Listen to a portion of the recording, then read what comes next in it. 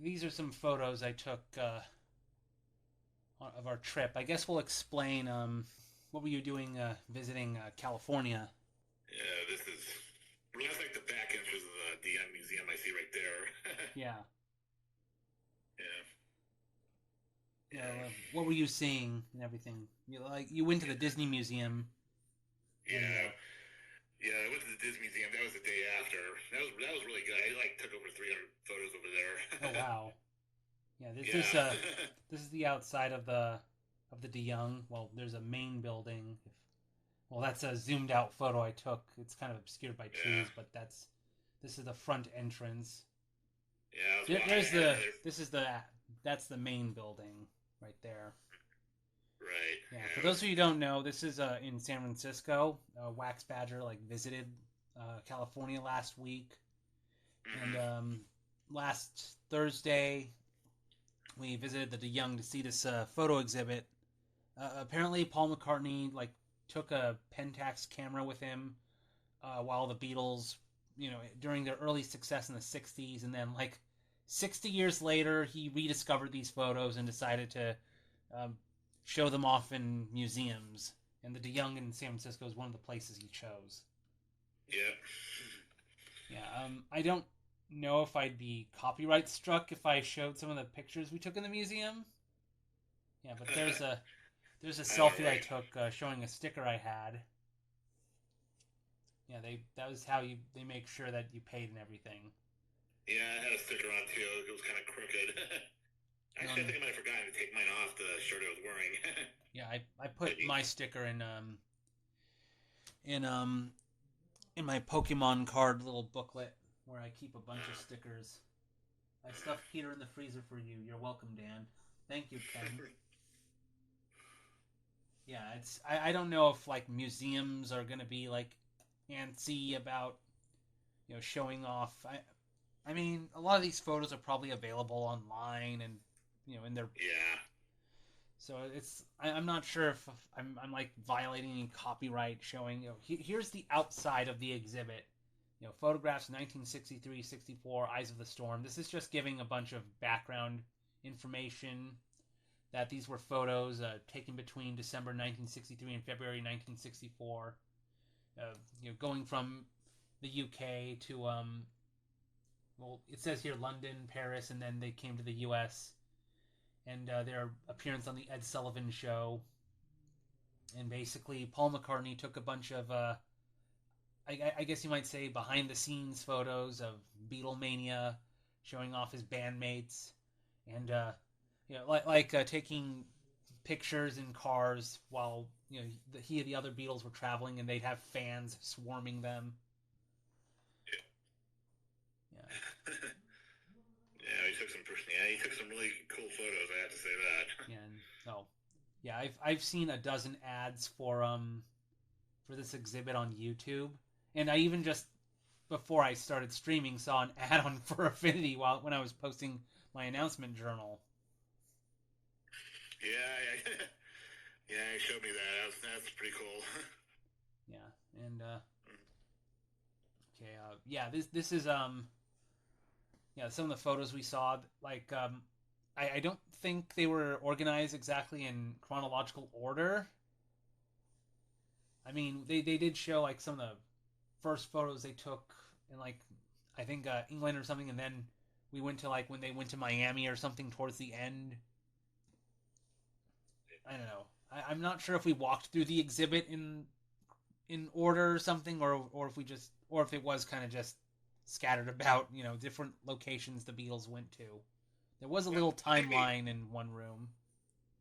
I think there was. I think we were kind of fairly in order. I think we did kind of have to kind of cover all corners there because I know there was this one room where we were kind of deviated from the photos to show like print ads. Uh, Yeah, looking at the photos of the photos I took. Yeah, photo within a photo. mhm. Seeing it matted like this now, it just makes me think of when I go to Michael's and I see the frames and the mats for Right. pictures. I Yeah. didn't really think about that. They were trying to make these look really presentable, and you'll see that there's an X on Yeah. Paul's shoulder there. That's not to be like a Hitman thing where I don't know you had like Paul. It's actually just Paul marking drawings, not drawings. He's marking his favorite photos. That's what the marker there is for. Oh, yeah. Favorite photos. I thought those were like the discarded photos. I don't know. Yeah, that's what the descriptions said. Oh, okay. Yes. Yeah, and since the film reels they're just blowing it up. I guess the scan they took or whatever to make this larger version of this photo, like it they didn't clean off the marker. They just kept it there, and so you see this big X on Paul's shoulder, and you'll see X's on other photos. I didn't take a picture of every single photo, so I guess you could say, I'm not spoiling the entire exhibit if you see it in San Francisco or some other city where they're doing this. I forget where else they're doing it. Yeah, he took more photos than I did. I know that. I have my own folder of those photos too. So in case they want to take it in the chat. And this one here, this is the one that's often used in the advertisements, where it's Paul looking at himself in a little mirror, and you see his Pentax camera. Yeah, I see that. Yeah, there were some. These are photos he took of John, and there's a funny photo of George Harrison wearing two hats, and WaxBadger got a good photo of that one. Yeah, a postcard of it. Well, actually, I got two postcards of Ringo. Actually, one of them wearing his one of them wearing that French tricorder hat. Oh yeah. Yeah, they all dressed in French clothes when they were in Paris. There's Paul. Yeah. Funny, I just remember seeing one YouTube video of Paul I don't remember. It might have been one of his question videos for fans or something, or maybe it was I don't know, his appearance on a show or something, and he was showing off not photos he took for this exhibit, I guess other photos he took. And he claimed he invented the selfie and the photo bomb as a joke. Oh yeah, this is on one of the walls showing all four of them. And there are little label things letting you know who are the subjects in each photo. Like if they were traveling with, if they had George Martin with them or one of their roadies. I think his name is Mel Evans or... Yeah, Mel Evans is in a few photos. But then there's also occasionally passerbys that they never identified. Could you imagine, I don't know, some young woman they passed by in, the 60s, and then, she's in her 70s or 80s now, maybe her 90s, and then she's like, I was that person in this photo. I recognize myself.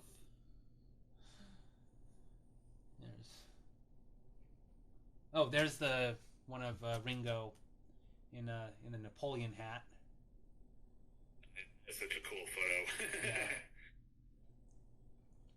Yeah, that's one of the ones I got a postcard of. Yeah, and then a couple photos of George Harrison. There was one part where they had photos of George's parents. I'd have to remember. Did it say that Paul met George's family or something to take those photos? There's John on his guitar. Kind of makes me think of the cover to his acoustic album. Let me put that over. Oh wow! Yeah. Okay, this is kind of really weird. Looking at this photo of John here that Paul took, and then you look at the cover of his acoustic album. It's practically the same pose, just John a little older. Yeah, that's pretty funny. It is the same. Yeah, I think John apparently had a print of that photo. I think I just borrowed from. Yeah, that. I mean, he's even wearing sunglasses in both photos. Oh yeah. Even it's even same looking kind of guitar, although I don't know if they're the same guitar. Hard to say, But it is. I don't know.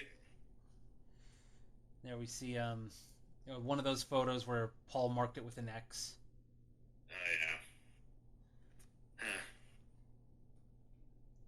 Huh. And this is a bunch of selfies Paul took with that camera, posing really funny. Hi, Percy. I'm on the phone. Oh, hello, Percy. Oh yeah. Yeah, those selfie pics were really fun. I guess that the camera must have had an automatic timer on it, which is how he was able to do that. Yeah.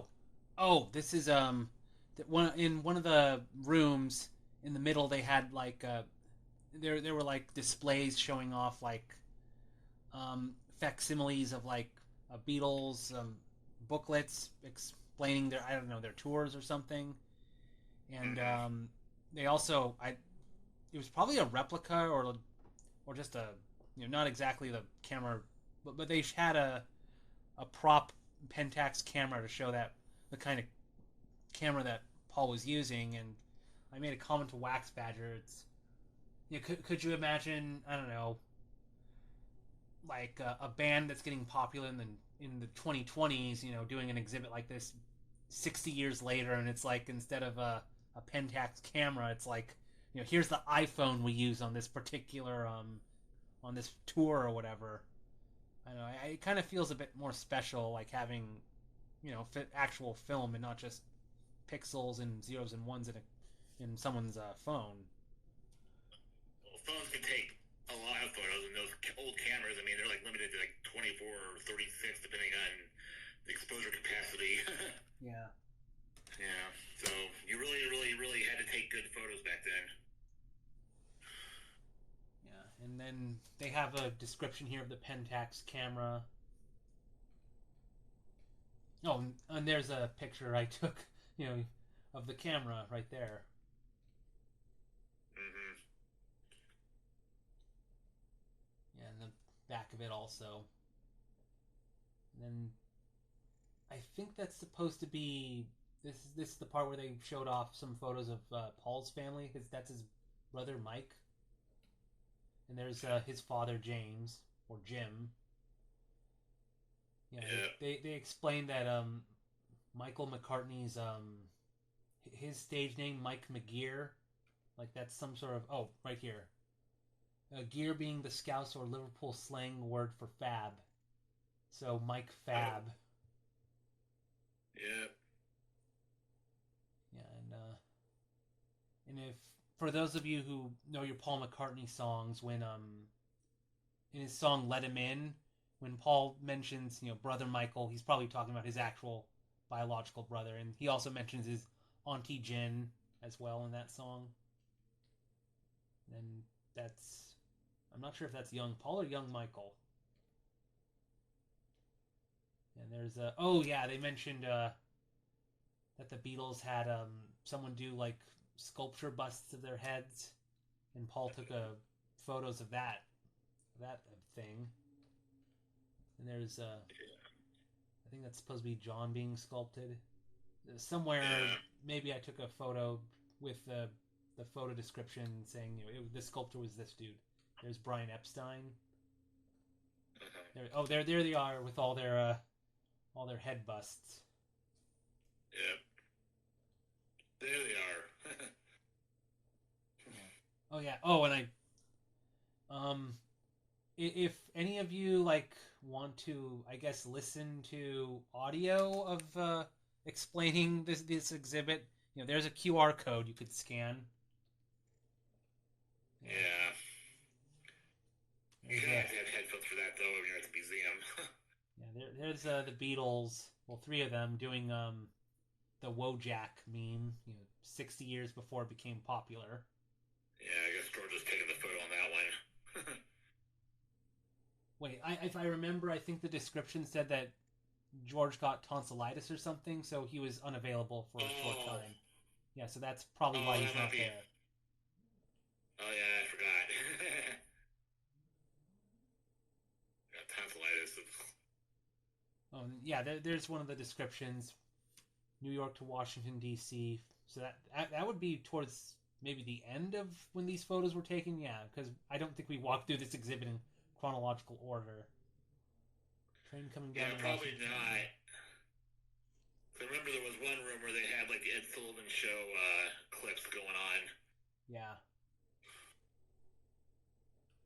See, and then oh yeah, they mentioned somewhere that in these photographs McCartney connects with the everyday people he sees, capturing their humanity with empathy.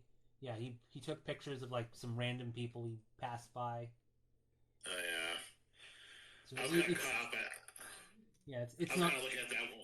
It's not all just photos of the Beatles. It's just looking around his setting and everything. Yeah, I was kind of captivated by the price from that New York to Washington trip. Like 7-something, wasn't it on there? Yeah, it's a little. I mean, $785 or $735. Yeah, it's kind of like he's like you pay like almost like hundreds of you pay like $200 anymore for that maybe. I don't know. Oh, this is one of the funnier things. Washington D.C. marquee announcing an adult film. Oh yeah. Yeah. That was the Hippodrome. Yeah. There's actually there's a theater over in Julesburg, Colorado called that. Yeah. Sorry, there are no photos inside of what happened here. Just the outside. Yeah. Miami police officer. Oh, an interesting thing. Paul commented, I was in the car taking pictures of palm trees and general glamour of Miami when one of our police outriders pulled up right next to the car, and they were right where my camera lens was. It was still slightly shocking for us to see a gun in real life, as we didn't have armed police officers back home. So, and a little bit of a culture shock. And Paul even took a photo of the gun there.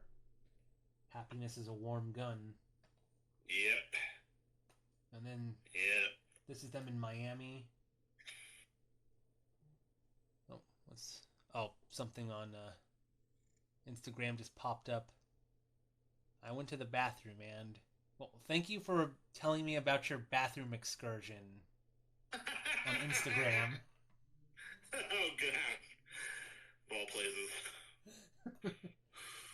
And it mentions here that Paul switched to color film, so not everything is in black and white. Mm-hmm. And it's so beach photos. They mentioned there's one photo where Paul was looking outside I guess their hotel window, and fans beneath would write messages in the sand to the Beatles. Oh, it says right there. Yeah. Bring Ringo, Paul. I love Paul. I think it says. Yeah. Or bring out Paul. Yeah. Bring out Paul. Yeah, I love Paul. Yeah. And then. Okay, they're roadie. This is that's a photo they took of George Harrison, I think. Yeah. Yeah. Having a Coke. Oh yeah, and Paul McCartney fishing. This is before he went vegetarian, so I'm not sure. I'm not sure if Paul would eat fish now. Yeah. But I do like this one photo. I should have used this as the thumbnail on DeviantArt for Affinity and everything. I know. It's like it's like this expression is a foretelling of the man he'll become later on. Apparently, he was grossed out by that fish, and I think he just kind of threw it back or something. There's Ringo, George, John, and I think that's Brian Epstein with them again. Yeah. Look at how short their shorts are. Yeah. Let's see when. Yeah. I still don't know if Wojak is even a word. Yeah. I think that might have been something just made up for the meme. I'm not sure. Yeah. I could look that up on Know Your Meme. Yeah. Oh, the photo film. This is interesting. If you see any of the ads for this exhibit on YouTube, let's see. they play a track. It was actually a bonus track that was on Paul McCartney's 2007 album, Memory Almost Full. It's called 222. And they actually play an extended version of that track for this film that it just a montage of the photos Paul took in Miami. And I found one person on YouTube that actually posted it in full. So, but they didn't have comments open, which made me a little sad because I would have wanted to say, hey, I saw the same exhibit. But it does allow me to compare the album version of 222 to this new extended version that they had in the exhibit. Oh, I filmed it. Well, I'm not going to... Just to avoid, any copyright strikes, I'm not going to play 222 on my computer.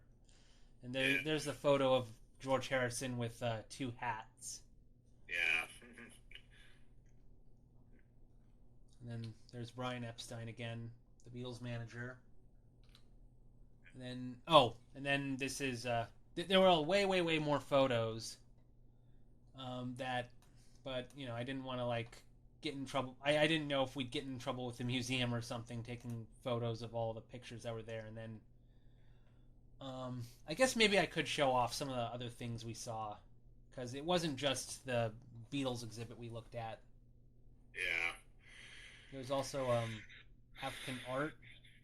Yeah, that's what we did afterwards, the African art. Yeah, that's a lot of cool stuff in there. Yeah, there's this one particular artist. I'd have to read her biography. I don't know if I'm going to say her name right. Leela Babri. But it's mentioned her biography here. Leela Babri, I think it is, yeah. Yeah. Says she's a black lesbian who, makes interesting sculptures. Mm-hmm. And they're on display here. Yeah, they're kind of I think found object pieces. Yeah. And then they also have really old masks.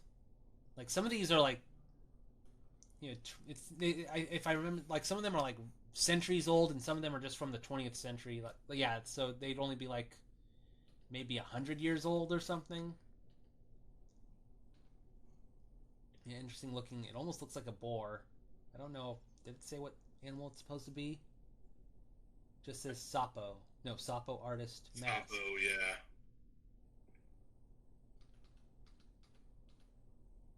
Sapo, I think, means well, I think that's toad in Spanish, but that's probably just. Sapo, I think, is a tribe in Africa that from the artist made it, I think. Yeah. This is an interesting shield they had. Someone drew the Phantom, an old pulp comic book character, on their shield. Oh yeah. Very unusual. Yeah. You're seeing a bunch of old stuff in this section, and then you see a modern day, well, not mod, but you just seeing a comic book character on a shield. It's just kind of a little out of place. Yeah, it's Western influence for you. Yeah, and then we went into an exhibit where they had a bunch of paintings. Yeah. And then of course they have things on colonialism. Yeah. Stuff that Donald Trump and Prager University would want to erase for not being politically correct.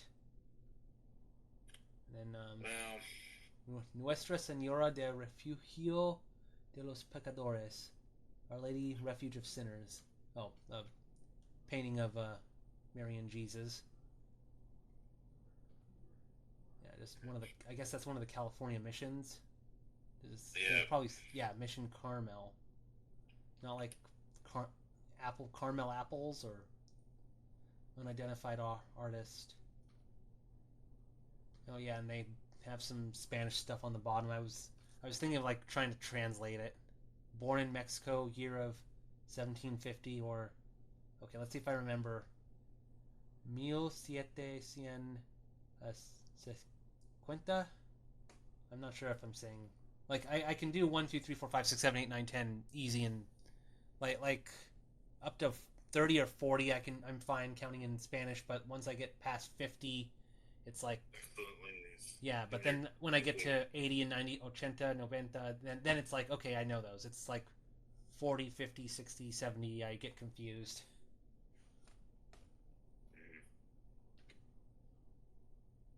Oh, look at the coat of arms there. I was thinking if, like, I did that one pixel art animation where I took my mom's coat of arms on her side of the family and, like, made it like a Zelda shield.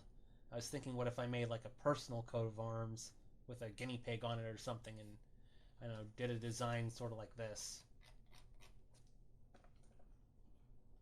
That'd be awesome. Dr. Don Pedro. Oh yeah, I even took colonial cultures. This would be, I guess, Civil War era paintings. Well, we got some. This looks like something you'd hang over your fireplace. Those sorts of paintings. Yeah, those landscapes are really pretty. I have to say that, especially with the evening colors in the sky. Yeah. Oh, this one I really liked, where they illustrated a double rainbow.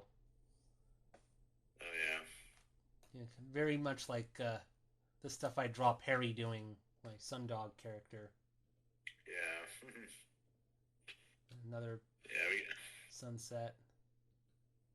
Oh, this one, very colorful. It almost makes me think. Oh wait, this is from 2002. So not everything in here is like old stuff from 200 or 300 years ago.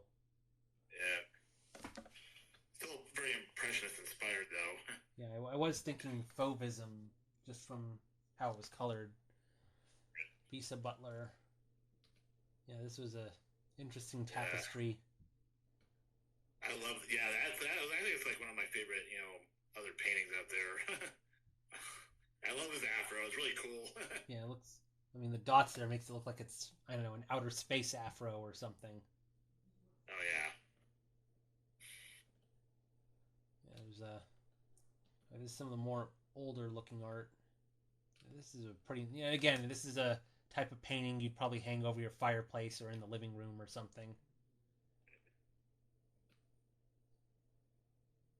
Oh, Maurice Brazil Prendergast. Well, oh wow, you can actually have Brazil as an actual name. So when I named my character Aunt Brazil, it's like it's not totally crazy. Someone would have the name Brazil. Wow. Of course, I named that character when I was 10 years old or something. So it's not like I knew. I just thought, oh, this character is named after a country because she's crazy. I didn't know that Brazil could be an actual person's name. Probably a Portuguese word before it was even a country's name. Oh, yeah. Yeah. This was a nice one. Another. Did I have a? Yeah, this was like part of the young. We didn't have the time to see everything, but that's like a different area where they just had some strange thing suspended from the ceiling. Yeah. And then we went through this interesting exhibit where it was like a bunch of films that who's the filmmaker? Looking for Langston. Julien. Yeah, a bunch of very strange films he made, and it's like one of the strangest parts of the museum. I've been to the De Young before, like when I was in art school, and this stuff is all new. Mm-hmm. But I took a few pictures, and it's like supposed to explore. It says here exploring themes about, gay people being in the closet and everything. Yeah, well, I think this was also a special exhibit. I think paying for one special exhibit allows you to see other ones. Oh, yeah. So we were able to get in. Like, these are like a bunch of his films. They even tell you how long each movie is. So it's like, okay, if you were to actually watch all these films beginning to end. Let me get my calculator out. Like, how much time would you be spending here? 209 plus 4 divided by 60. Yeah, so if you were to actually watch every single of these films beginning to end, you would be in this part of the museum for about 4 hours. Yeah.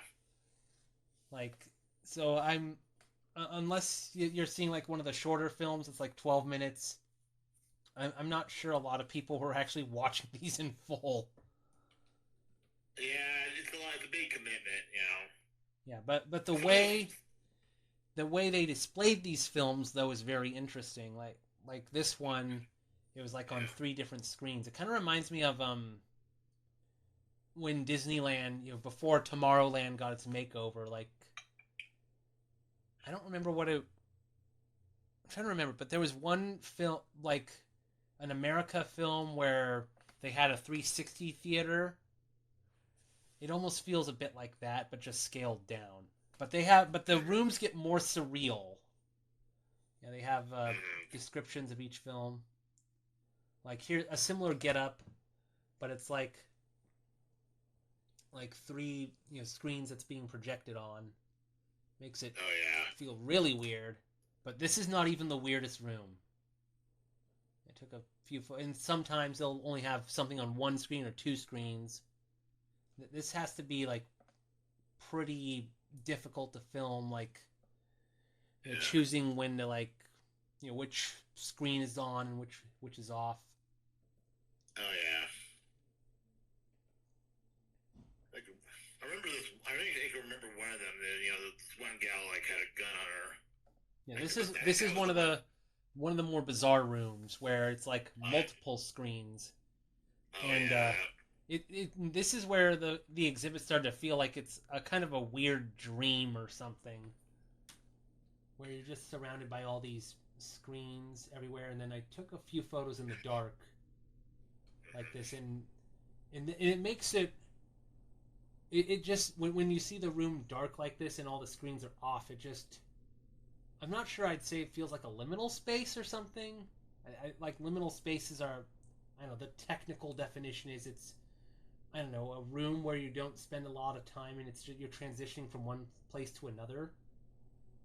I'm not sure if this sort of room would technically qualify, but it's like people find empty rooms for stores or something, or like here's a furniture store with no furniture after it's been closed, and people call that a liminal space.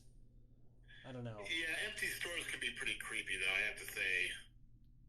Especially after they clear everything out. Oh, and there's all the lights that are on.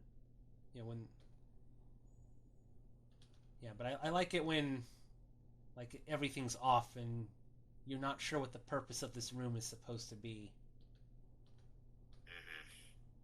And that's back in the... Okay, this is the really, really weird room where all the screens aren't just all against a wall. It's like they're all scattered around the room and you walk around them. And that's where it really feels surreal. And it was like, I don't know, you have 2 characters talking about race relations or something across from each other. Meanwhile, there's videos of cities or something all around, and I'm not sure how you keep track of all this. Yeah, I was getting lost in there. I have to say that because I was, I wasn't even sure which, screen had the audio on it. It's like I had to find it. Yeah. Imagine, I don't know, instead of an IMAX, just a really, really huge movie screen. They presented a movie this way, where it's split up across multiple screens, and I don't know, you just have to keep turning your head everywhere, guessing where you're supposed to look. Right. Make the movie a whole puzzle, and then taking photos outside. I'm trying to remember. Lift every voice. I'm trying to remember. Did John Lennon visit this area? I could have sworn the music video for Mind Games went to. I don't know if it was in New York or if he went to San Francisco for a bit. It might have. I don't know. Let me just quickly search something. John Lennon Mind Games. John Lennon in San Francisco. Well, I'm not talking about the Candlestick Park, their final concert as the Beatles. I was 1972. John and Yoko visited San Francisco and were filmed for a piece with Geraldo Rivera. Let me look up John Lennon Mind Games music video. Oh, Central Park, New York. Okay, for some, I thought there was a building that looked similar to that one, the photo I took. Okay, so maybe it was something in New York, not San Francisco. I could be wrong. No, yeah, New York and San Francisco have a lot of similar things. I mean, could have been Central Park. Yeah. More photos I took. Oh, coyote alert! I just took a picture of that because I'm probably not going to say his name right. Fei from the Chinese panel I went to at Further Confusion. Like I remember he showed me the characters that are used to write coyote in Chinese. I should check, are those the same characters or something? I didn't know that there were coyotes in San Francisco. You can see in multiple languages, English, Spanish, and Chinese, telling you to don't feed the coyotes. We have coyotes around here.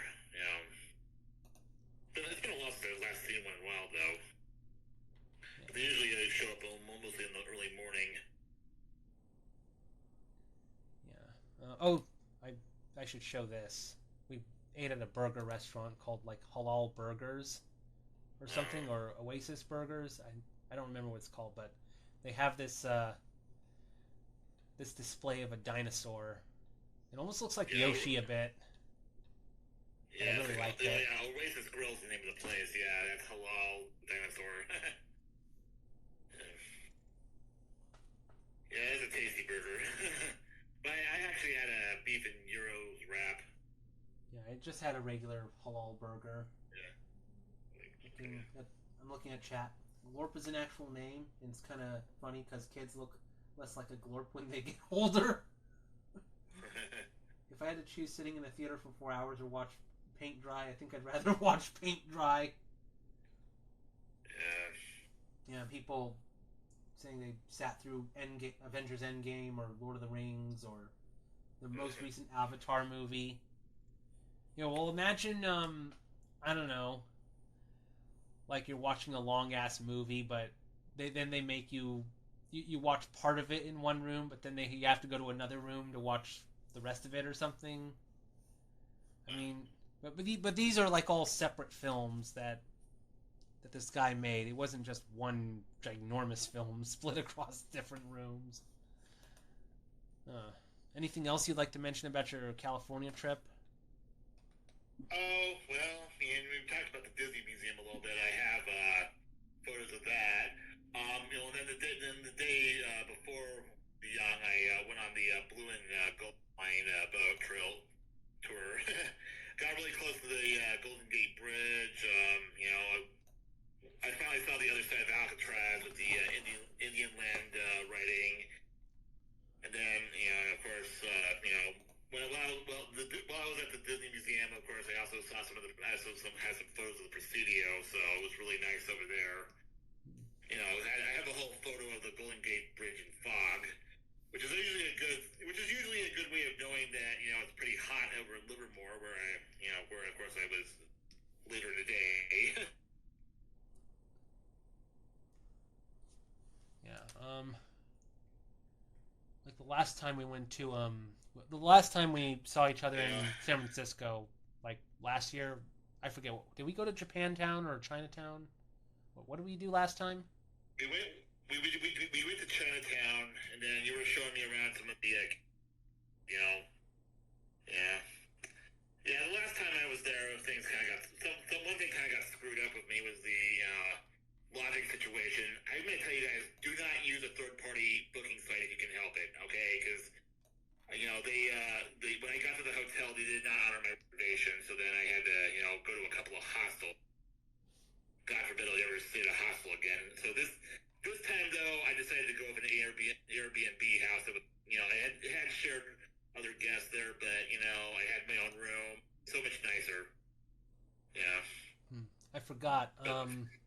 Before we went to the Paul McCartney exhibit, we're not going chronological, just like the exhibit. We also visited the Nintendo store in San Francisco. Right. Yeah. Yeah, I showed that off to WaxBadger. Yeah. I bought a Charmander plush there, and yeah, I wanted to get a T-shirt with Mario wearing the Tanuki suit, but then they didn't have my size. So. Shoot, did I take any photos? I guess I took no photos in the little gift shop they had in the De Young, but there was some Paul McCartney, like they had the book with all of Paul's photos, but it was like $75, and it was tempting, but that was a bit much for me. What I got, there were also some sweatshirts, and I thought of like maybe I could have Peter the Cat wear that, but those were also really expensive, and I just got a keychain. I can show that off. Well, I guess I can show off the sticker also. I didn't buy anything from the Nintendo store on this visit because, well, I bought a bunch of stuff. Whoops, I want to knock over my camera. I bought a bunch of stuff the first time I visited with my dad and my brother. But this time I didn't know what I want to get, so I didn't. I just looked around. I didn't get anything. But this is one of the portfolios I keep all my Pokemon cards in. But where did I put my Paul McCartney sticker? Was it on I guess in the back? Yeah, I just keep a bunch of stickers from like albums I buy. But here we go. I took well, it's right there. I took it off my shirt and put it in this little booklet. You can see like I kept a packet from I guess Japanese cards I bought in the comic book store near me. Like this would have been something I bought age 12 or something. That's really old. But I also have like old stickers, like I have this Misty sticker. I don't remember where I got that. And these would be like candy wrappings I got from Disneyland. I think the Mario picture here came from like a Nintendo like fruit snack packet. And for some reason I kept this sticker of Samus from Metroid Other M. I think that was in Nintendo Power or something. Yeah, before we knew what a train wreck that Other M was. Like I'm trying to remember like the heart sticker I think I got when I got one of my COVID shots. And a lot of these other stickers, No Reflection, You're So Vain. That's the sticker that was on Marilyn Manson's album Born Villain, and Paul McCartney's Oceans, one of his classical music albums. Like I put the sticker on there, and then Ringo Starr's EPs, I have stickers from those. Oh yeah, I'm talking about this Paul McCartney exhibit. Here's the keychain. I kept it in its little baggie just to keep it safe. Oh yeah, I'll take it out.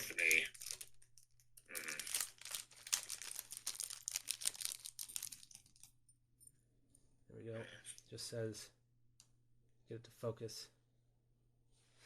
It says Paul McCartney photographs 1963-64 Eyes of the Storm.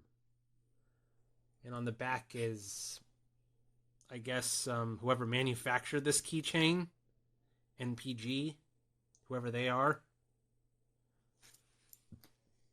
I mean,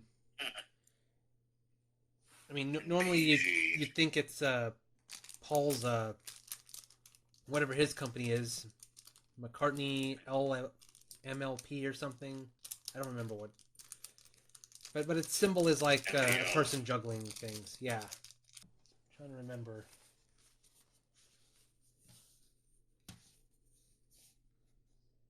Yeah, Memory Almost Full like lets you draw your own chair. I don't know if this is something the previous owner of this drew. No, this looks like it's printed on, so I guess. Oh. I can't tell if this is like someone drew a chair or something there. Looks like it.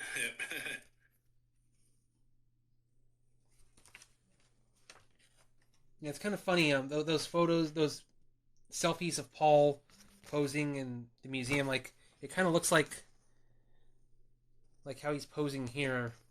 Kind of reminds me of those the old photos that he took. And that one wall where it's like just a bunch of small photos of him posing funny. I don't know. It just makes me think of that. I think that's a photo from his music video for Ever Present Past. That's what it looks like. Yeah, he's a very photogenic guy. And I also think there's a bit of Paul being a bit mischievous here, having his crotch be on the CD here. I mean, he also released an album called Kisses on the Bottom. Although, if you listen to the actual song, you'll find that it's a lot more innocent than it sounds.